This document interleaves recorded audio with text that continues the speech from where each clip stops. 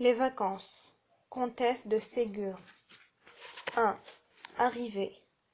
Tout était en l'air au château de Fleurville.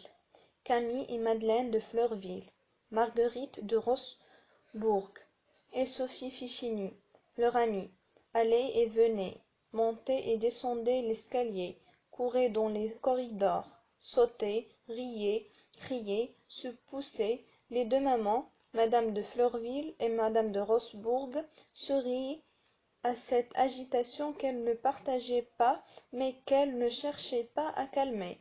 Elle était assise dans un salon qui donnait sur le chemin d'arrivée. De minute en minute, une des petites filles passait la tête à la porte et demandait « Eh bien, arrive-t-il » ? « Pas encore, chère petite, répondait une des mamans. « Ah, tant mieux, nous n'avons pas encore fini. » Et elle repartit comme une flèche. « Mes amis, ils n'arrivent pas encore. Nous avons le temps de tout finir. » Camille. « Tant mieux, Sophie, va vite au potager demander des fleurs. » Sophie. « Quelles fleurs faut-il demander ?» Madeleine. « Des dahlias et du résidat, ce sera facile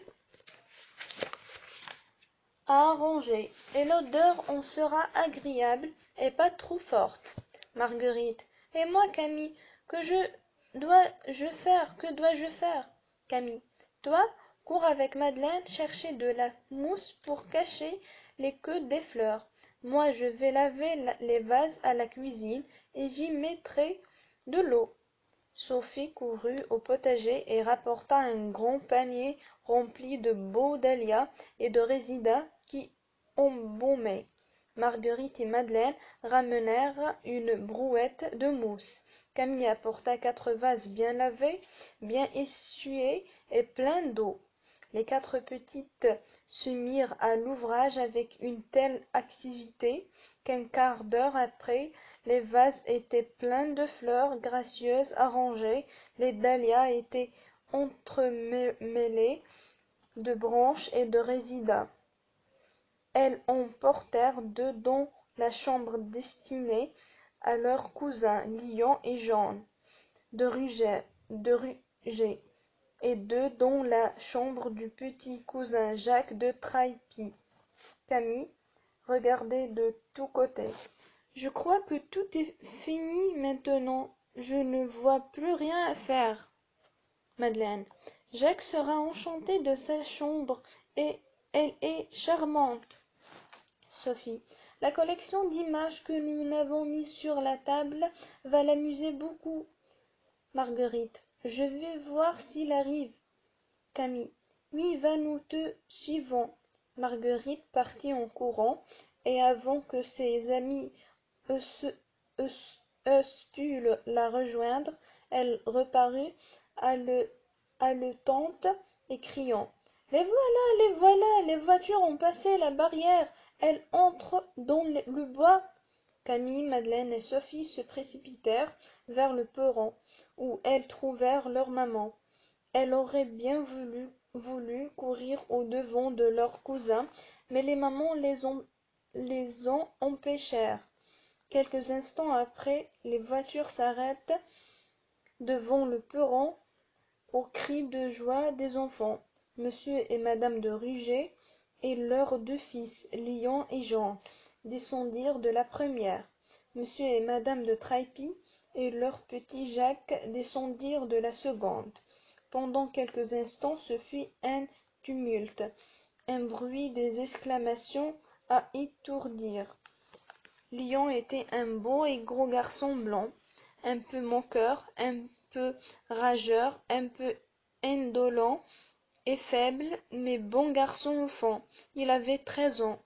Jean était âgé de 12 ans. Il avait de grands yeux noirs pleins de feu et de douceur. Il avait du courage et de la résolution. Il était bon, complaisant et affectueux.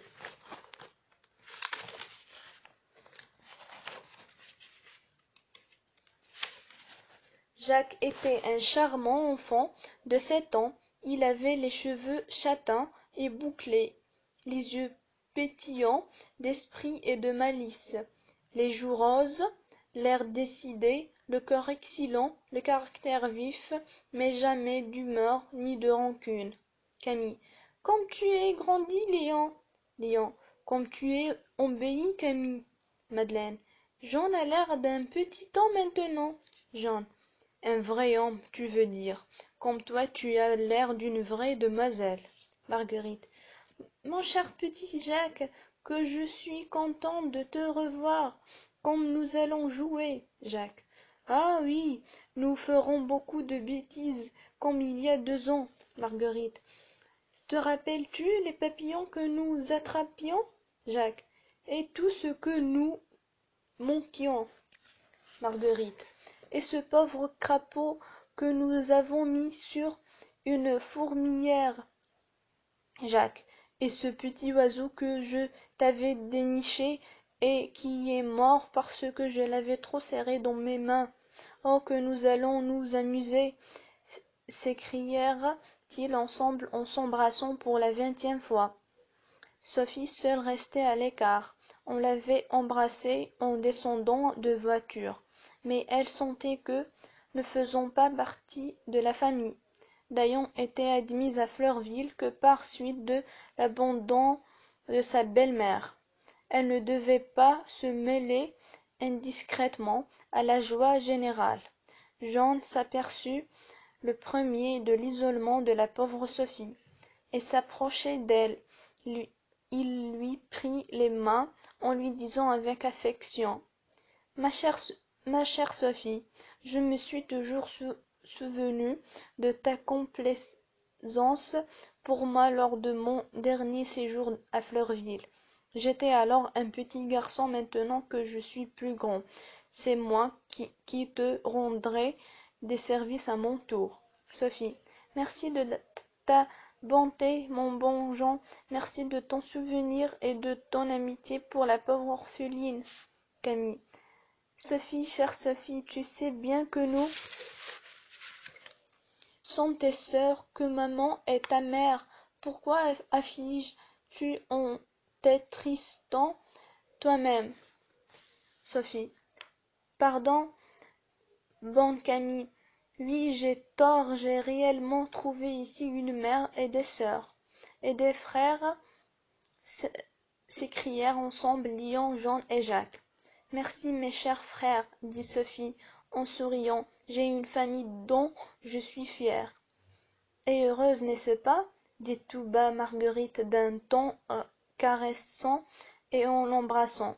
Chère Marguerite, répondit Sophie en lui rendant son baiser. Mes enfants, descendez vite.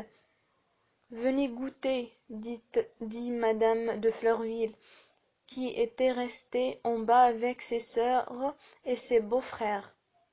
Les enfants ne se firent point répéter une si agréable invitation.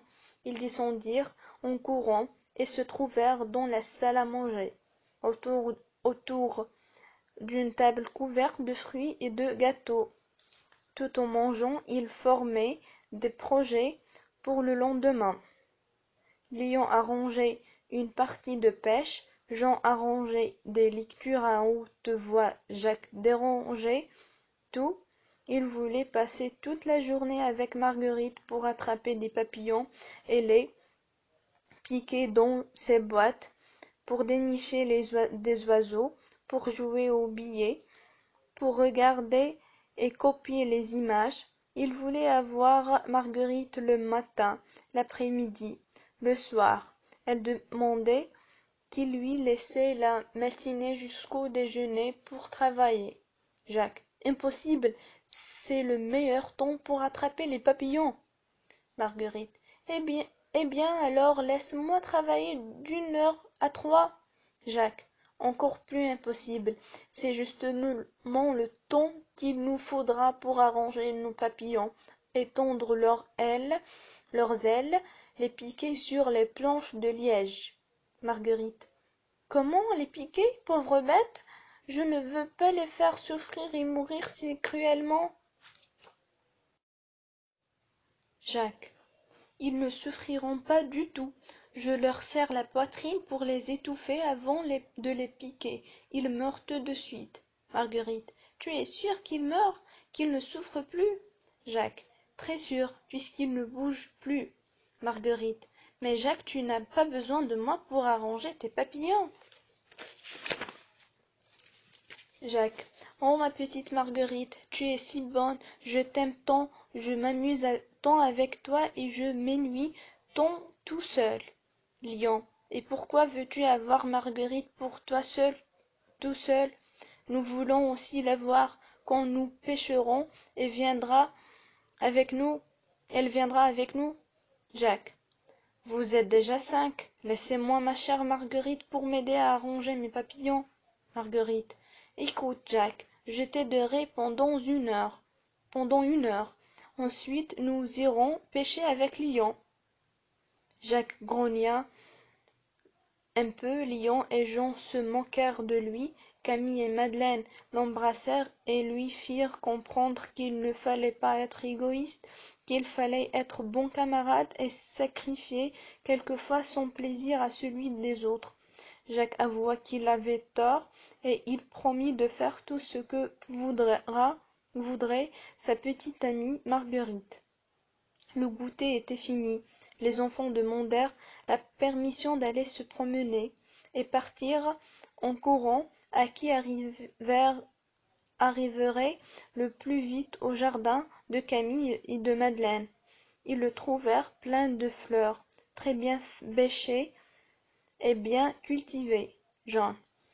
Il vous manque une petite cabane pour mettre vos outils et une autre pour vous mettre à l'abri de la pluie, du soleil et du vent. Camille. C'est vrai, mais nous n'avons jamais pu réussir à en faire une. Nous ne sommes pas assez fortes. Lion. Eh bien, pendant que nous sommes ici, Jean et moi, nous bâtirons une maison. Jacques. Et moi aussi j'en bâtirai une pour Marguerite et pour moi. Lion riant. Ha ha ha, voilà un fameux ouvrier. Est-ce que tu sauras comment t'y prendre? Jacques. Oui, je le saurai et je la ferai. Madeleine. Nous t'aiderons, mon petit Jacques, et je suis bien sûre que Léon et Jean t'aideront aussi.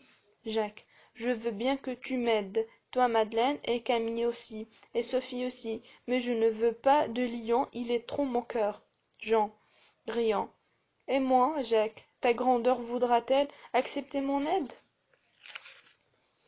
Jacques fâché. Non, monsieur, je ne veux pas de toi non plus. Je veux te montrer que ma grandeur est bien assez puissante pour se passer de toi.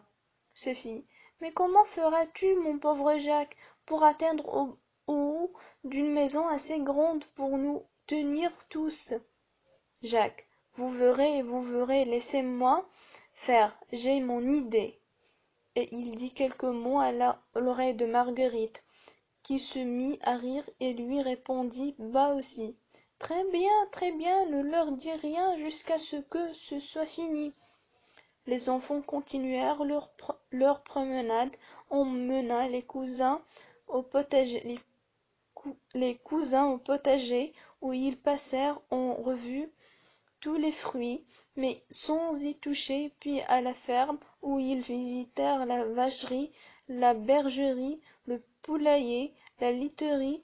Il était tout heureux, il riait, il courait grimpant sur des arbres, sautant des fossés, cueillant des fleurs pour en faire des bouquets qu'ils offraient à leurs cousines et à leurs amis. Jacques donnait les siens à Marguerite, ceux de Jean étaient pour Madeleine et Sophie, Léon réservait les siens à Camille. Ils ne rentrèrent que pour dîner. La promenade leur avait donné bon appétit. Ils mangèrent à effrayer leurs parents. Le dîner fut très gai.